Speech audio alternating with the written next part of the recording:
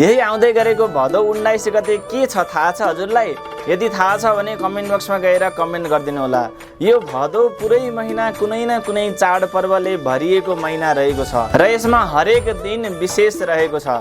यही आउँदै गरेको 2083 साल भदौ 19 गते श्री कृष्ण जन्माष्टमी पर्न गइरहेको छ। हजुरले यस दिनमा व्रत बसेर आफ्नो मनोकामना भगवानको अगाडि माग्नुभयो भने हजुरले जे सोच्नुहुन्छ, जे माग्नुहुन्छ सबै मनोकामना हजुरको पुरा हुनेछन्। विशेष गरी प्रेम सम्बन्धमा अथवा वैवाहिक सम्बन्धमा झगडा हुन्छ, मनमुटाव हुन्छ, खटपट हुन्छ भने पनि हजुरले यस दिनमा व्रत बसेर त्यो सबै समस्याबाट छुटकारा पाउन सक्नुहुन्छ।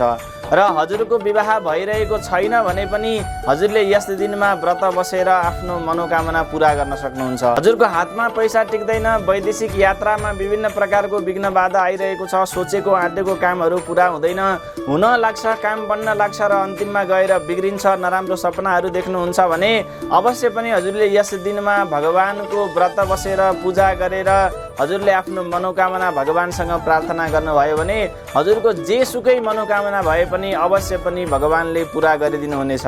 हजुरलाई ज्योतिष सम्बन्धी कुनै पनि जानकारी प्राप्त गर्नु छ भने प्रोफाइलमा WhatsApp नम्बर रहेको छ, WhatsAppमा गएर पनि सम्पर्क गर्न सक्नुहुन्छ र आफ्नो चिना कुण्डली पनि देखाउन सक्नुहुन्छ। राधे राधे।